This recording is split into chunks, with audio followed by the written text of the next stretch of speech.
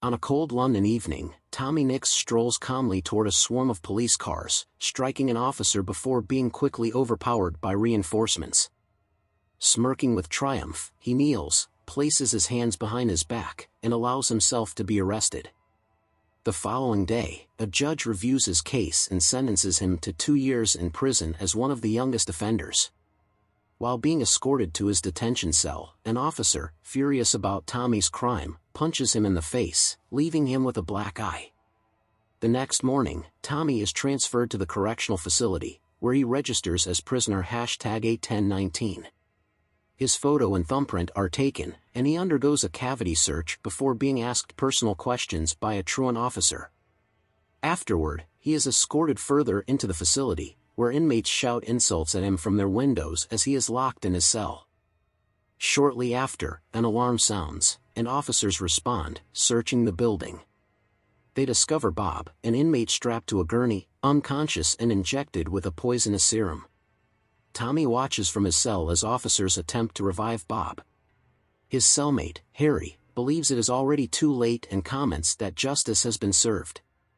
Tommy's story traces back to the 2011 London riots, which saw widespread looting, arson, police deployment, and 5 deaths. Amid the chaos, a group of young men rides motorcycles to loot jewelry stores in the area.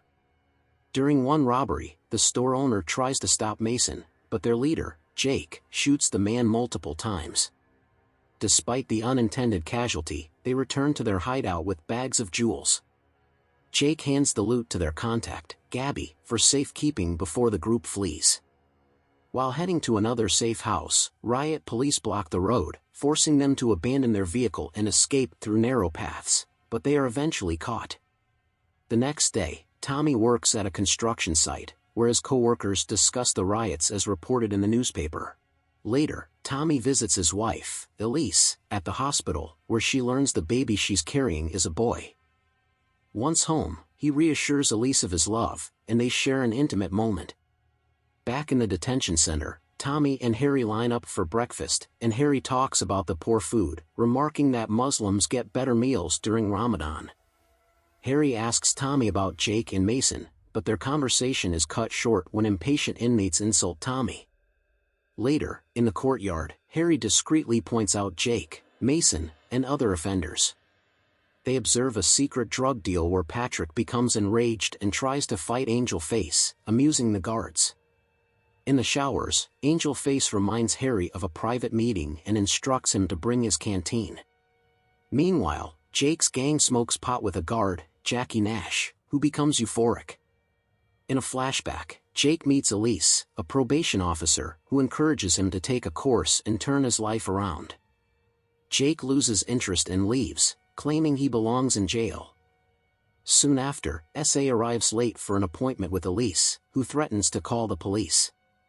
S.A. slaps her, but Jake warns him about surveillance cameras, prompting S.A. to leave. Shaken, Elise locks herself in her office. Later, watching a news report about the riots, Elise notices Jake wearing a stolen watch linked to a murder investigation. She calls Tommy to discuss their options.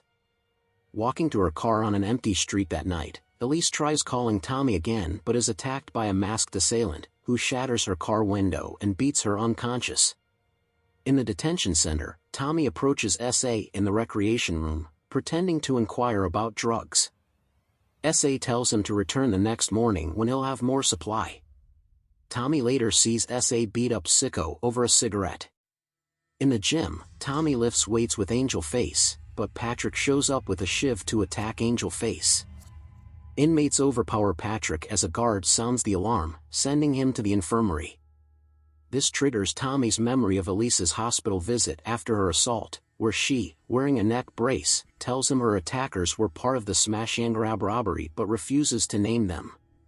Meanwhile, Jake, Mason, and S.A. are interrogated by Detective Boaz about the jewelry store owner's murder. Despite evidence, they deny involvement. Back at the hospital, Elise screams as she suffers a miscarriage, leaving Tommy devastated. Returning to the present, Tommy trains intensely to avenge Elise and their unborn son. Mason, meanwhile, converts to Islam, and Tommy confronts him, taunting his newfound faith until Mason's Muslim brothers intervene. Tommy tears apart a small book, wraps the pages around his hand with a sock, and attacks S.A. in his cell. S.A. insists that Jake orchestrated Elise's assault and admits he only hit her once. Enraged, Tommy smashes a chair over S.A. multiple times, leaving him bloodied and in need of medical care. In another flashback, Tommy tries to comfort Elise at home as she struggles to cope with her trauma. She reveals the assault left her unable to have children, compounding their grief. Tommy meets with his friend Kelvin, who reveals that Jake and his gang were sent to Her Majesty's Young Offender Institution in Gravesmere. Soon after, Elsie hands him the keys to their home and walks out, ending their marriage. Enraged, Tommy loses control and smashes the newly bought baby crib meant for their son. This moment pushes him to plot his revenge. At the facility, Harry grows suspicious of Tommy's behavior and demands to know why he is so determined to punish Jake and his gang. Tommy insists it's about justice. Jake calls him over, offering a cigarette and coffee, pretending to be friendly. Mocking the assault on Elsie, Jake says he did Tommy a favor. Jake taunts him further, provoking Tommy to attack him, but Angel Face stops him just in time. Jake diffuses the tension, claiming they're on good terms for now. Tommy retreats to the rec room, sitting across from Patrick while another inmate, Mike Righteous, practices rapping. Remembering the shiv he held earlier, Tommy asks Patrick to help him get weapons to kill Jake and his thugs, offering to write a letter to Patrick's girlfriend in return. In his cell, Tommy sharpens the shiv's tip and attaches it to a string. During a run in the quadrangle, Officer Jackie welcomes Tommy to their drug-dealing operation. Later. Meanwhile, Mason warns Tommy not to get involved with Jake, advising him to reconsider his choices. He also reveals he has a baby daughter, which changed his perspective. Elsewhere, in the shower room, Angel Face demands money from Harry for drugs. When Harry can't pay, Angel Face punches him repeatedly. Tommy intervenes with his shiv, but during the fight, the shiv is dropped. Angel Face picks it up but slips on the wet floor, fatally hitting his head. Harry refuses to join Tommy's plans but promises to kill Jake for assaulting Elsie. Tommy confronts Jake in his cell, accusing him of attacking Elsie and causing the loss of his child. Jake denies this, blaming Mason instead. Jake and his friend Lucky mock and beat up Tommy until Officer Jackie arrives to stop the fight. Jackie orders Tommy to be placed naked in an isolation cell. Later, Jake tells Mason about Tommy's revenge plan and threatens Mason's daughter, forcing him to follow Jake's orders. In the isolation cell, Officer Jackie taunts Tommy, using a riot shield to provoke him. Officer Cassie intervenes, treating Tommy's wounds and reporting Jackie's misconduct. Cassie escorts Tommy back to his cell, where Harry helps him rest. Mason then speaks with Tommy, explaining that Jake manipulated him and clearing his name regarding Elsie's assault. In a flashback, it is revealed that Jake was the masked attacker. In the visitors section, Jake confronts Mason's family, implying harm to his daughter if Mason doesn't eliminate Elsie. Tommy asks Harry for help starting a riot in the mess hall. During the chaos, as inmates attack Officer Jackie, Tommy kills Sicko and confronts Jake, who is armed with a wooden stick.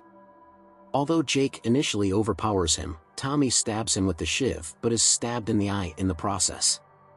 Officers arrive and take Tommy to the hospital. Later, Mason is released, cleared of all charges. Tommy, now one-eyed, earns respect from the inmates.